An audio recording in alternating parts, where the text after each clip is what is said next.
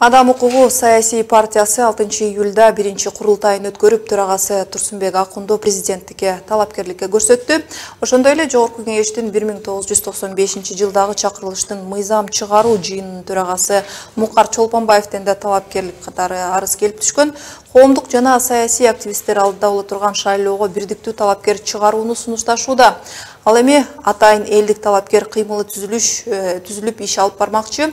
Кыймылда мурдагы депутаттар жана белгилүү саясатчылар да мүчөлүк кылат. Мындагы башкы максат эл үчүн татыктуу болгон талапкерди колдоп, жада калса бийликке келүүсүнө шарт түзүп берүү. Кыймылга бир катар саясатчылар, коомдук ишмерлер мүчө болуп кирген. Кыймыл тууралуу элдик талапкер кыймылдын мүчөсү Мелис Аспеков менен баарлашабыз. Куш келипсиз, Мелис мырза. Саламатсыздарбы. Дегенде максатын түшүндүрө кетсеңиз, эмне себептен мындай кыймыл түзүп биргелик деп жатасыздар?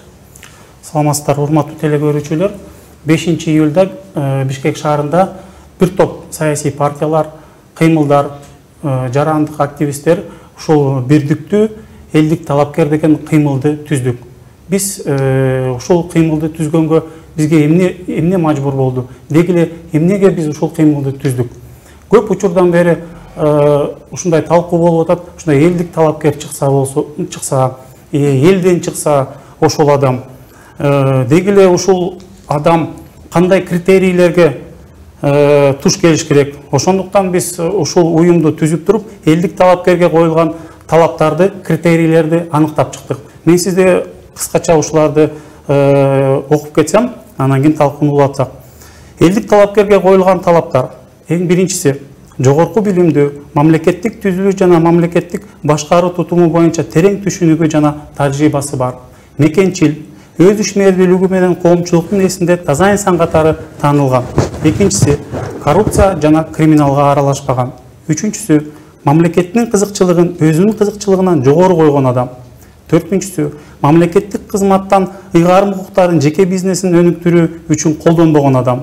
Бешинчиси, буга чейинки шайлоолордо элге берген убадаларын аткарган жана антына бекем турган адам. Алтынчысы, улуттук баалуулуктары терең өздөштүргөн, өз теңин билген адам. Жетинчиси, ден соолугу чын жана ден соолугу боюнча күмөн жаратпаган адам. Аскер кызматын өтөгөн эркектер талапкерлер үчүн да. Тогузунчу, саясий көз карашы жана моралдык жүрүм туруму туруктуу адам. Онунчусу, үлгүлүү, камкор, үй бүлө башчысы болгон. 11-си, буга чейинки өлкө бүтүндүгүнө, эл жерге кыянаттык кылбаган. Мындан тышкары дагы кандай талаптар болуш керек? Президенттик кызматка байланыштуу тараптар. Президенттик ыйгарым укугуна ылайыктуу төмөнкү талаптарды чечүүсүн биз талап кылдык. Улуттун өнүгүү багытын аныктап, мамлекеттин өнүгүшүн камсыз кылган үчүн, биринчисинен, улуттук идеологиянын көйгөйлөрүн чече алган адам. Экинчиси, улуттук мамлекетти калыптандырган адам. Үчүнчүсү, экономикалык көйгөйлөрдү чече турган адам. Төртүнчүсү, улуттук коопсуздукту камсыз кыла турган адам. Эми ушул кыймыл түзүү үчүн эмне түрткү болду, ушул тууралуу айтып берсеңиз, себебин?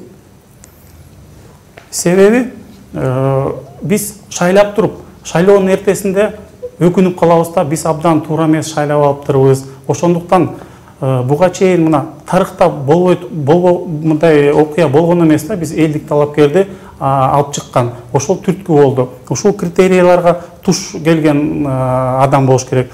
Мына мисалы үчүн айрым критерияларга мен токтолуп кетсем, мына буга чейинки өлкөдө бүтүндүгүндө эл жерге кыянаттык кылбаган деп биз аныктап баса белгилеп жатабыз. Менин жеке иликтөөм боюнча азыркы 3 талапкер каркыра боюнча, үзөндү кууш боюнча өздөрүнүн колдорун койгон болуп атат. Жеке мен үчүн өзүнүн жерин саткан бул өзүнүн элин сатканга барабар. Өзүнүн жерин саткан бул энесин сатканга барабар.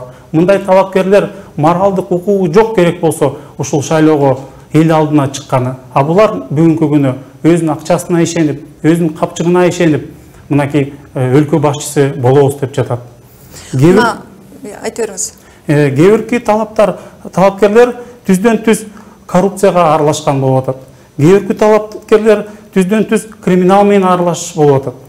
Анан кийин биз дагы баса белгилеп кетчү нерсе, мына аскердик кызмат өтөгөн адам болсун деп атабыз. Себеби өлкөнүн башчысы бул главнокомандующий болот. Өзү өлкөнүн главнокомандующий болуп туруп кызмат аскерин өтөбөсө бул дагы туура эмес нерсе да. Мелис мырза, мына сиздер колдоого алып турган талапкерлер дагы кандай талаптар коюлат талапкерлерге?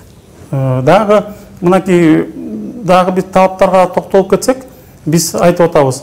Талапкер үлгүлүү, камкор үй бүлө башчысы болсун деп атабыз.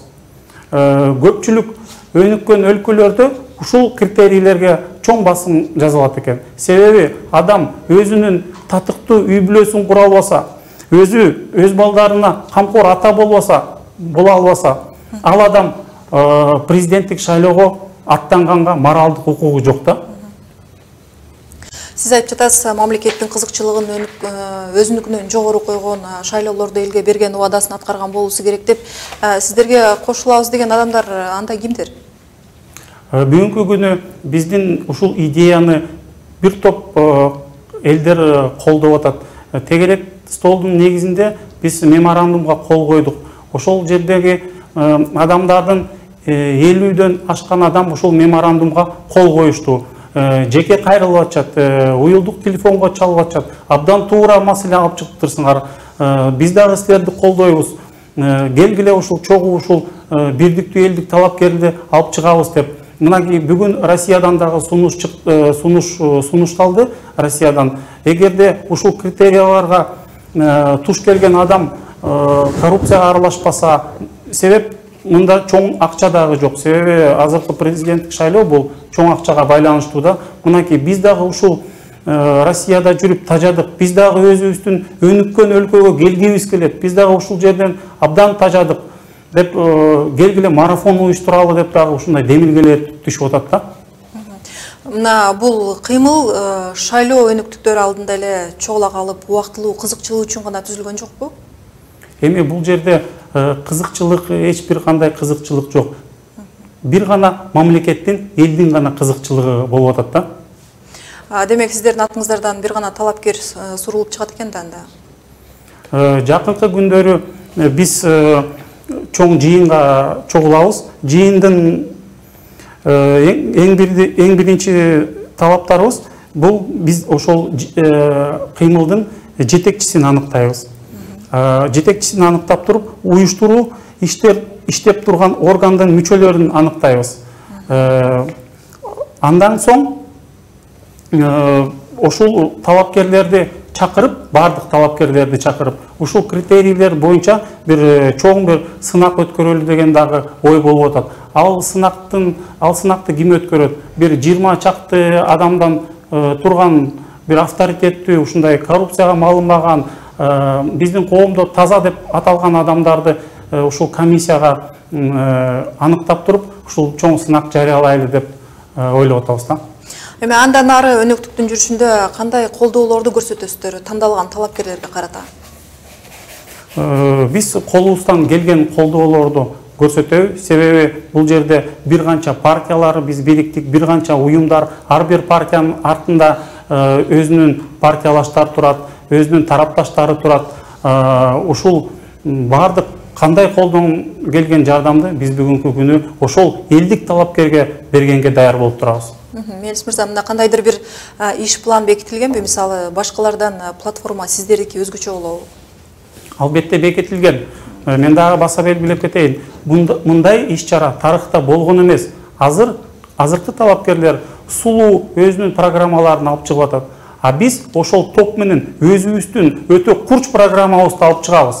Ошол программаны ошол бирдиктүү элдик талапкердин колуна карматып туруп, анан кийин айтабыз, сен ушулардын баарын аткаргының.